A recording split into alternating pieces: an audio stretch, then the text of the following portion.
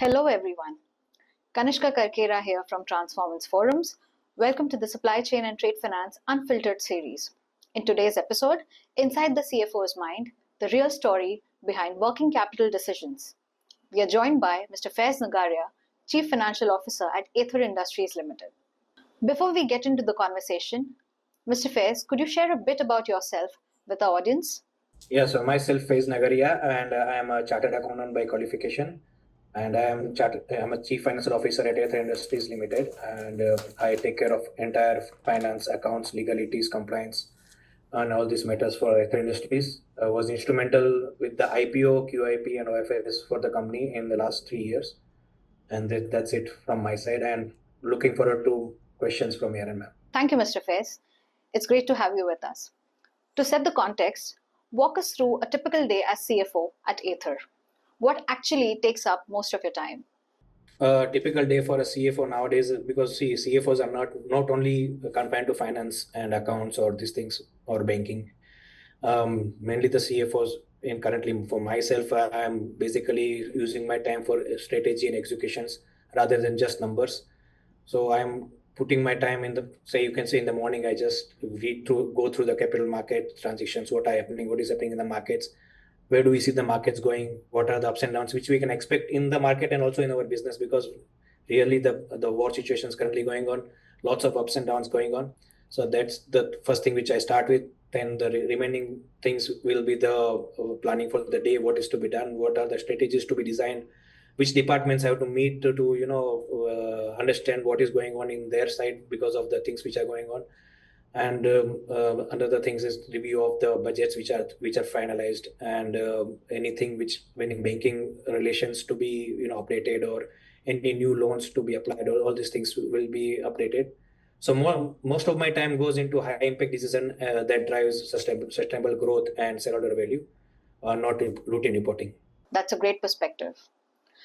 That leads me to my next question. You've done a lot of work around improving working capital. How do you balance inventory, supplier payments, and financing without putting pressure on the supply chain? And working capital has always been a very hot topic for any companies now. And after listing in 2022, this has always been a very important question, or a very burning question to all the investors coming up.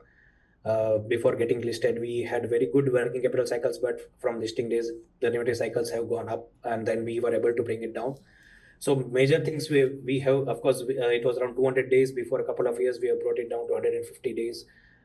It was more than 200 days, not only 200 days. So the major thing which we have done is that we have started working on the inventories more, wherein the major portion of the inventory is the work in progress, wherein the validation is done. So we have tried to make a process wherein the inventory is being churned out faster, so that more of the inventory is not in the system.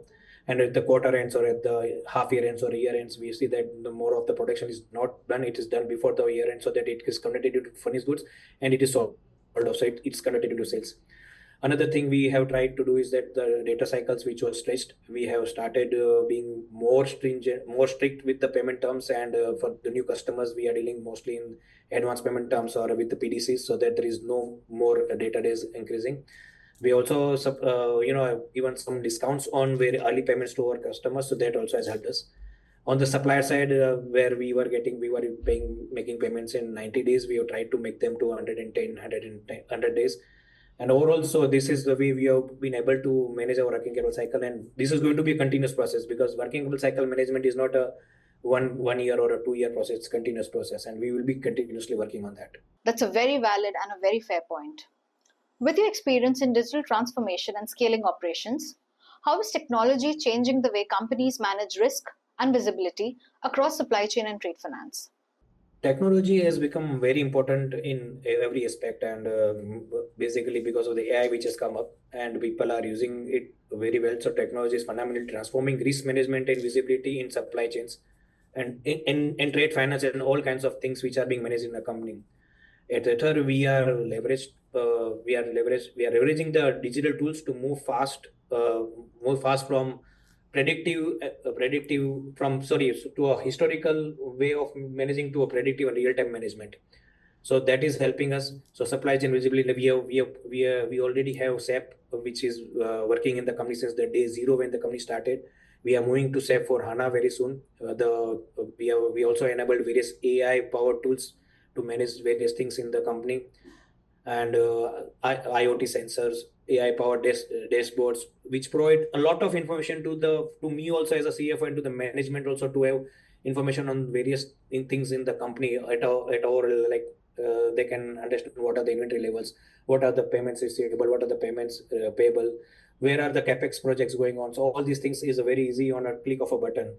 And also risk management, advanced analyticals also is help us in mitigating the risks which we envisage to be coming in a shorter period of time also, and a longer period of time.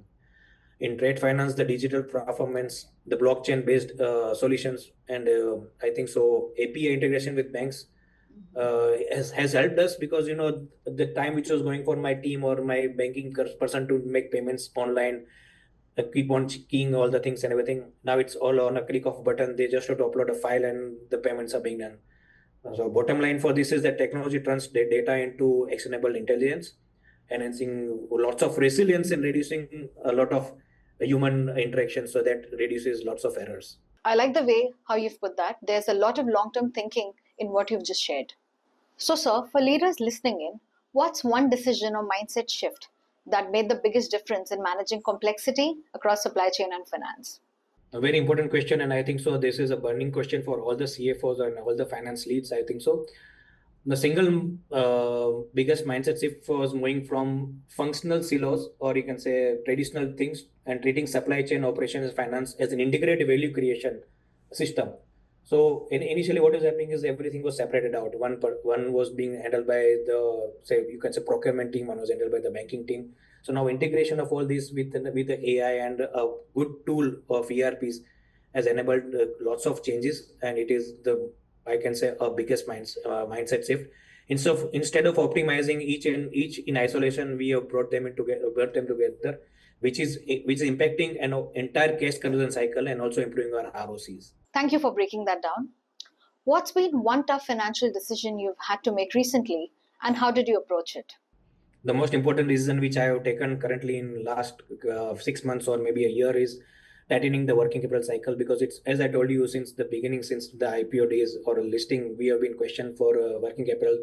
So that's what I have tightened, and I am myself looking myself giving time for that. Lots of meeting with the procurement team, meeting with the with the inventory management team, the production team, the R&D team, where we can shorten our working capital days, so that it becomes more easier for us to have more better ratios. So tightening working capital aggressively by reducing inventory levels and selecting the payment terms with the customers, which can reduce more working capital cycles. So, Mr. Faiz, before we close, one final thought. Looking back at your journey, what's that one principle that has consistently guided your decisions? Sure. So I would here like to quote one quote which our MD sir always speaks is, if you have tools, you will have work, and figures are fun. These is the things which he always says. So we are initially, when we started the company and when we were in 22, when we did the IPO, we only had one manufacturing plant. But then with the IPO, we have now currently today we have 4 more plants which are there. So now we have a business, and with that is helping us get more customers. We are able to manufacture more, and we are able to bring down the working capital cycle also, because we are able to mitigate the things. So the tool, and I am very much in connection with my connected with my MD sir, and we daily or maybe a weekly at least exchange some thoughts which fuel my work every week. That's what I'm doing, and I think so. The main important thing is that once you have tools, you will have work. That's the thing which I am also putting in my life currently. Thank you, Mr. Faiz, for sharing your insights with all of us. It was truly a pleasure having you with us today. Thank you I'm very here. much. It's a pleasure being here. Thank you, ma'am. Thank you for Thank you. the. Thank you so much, sir. Thanks a lot. To know more what's shaping the supply chain and trade finance space, don't forget to join us at the second edition of the Great Indian Supply Chain and Trade Finance Summit happening in Mumbai, where we discuss these trends live. Thank you very much. To know more, stay tuned.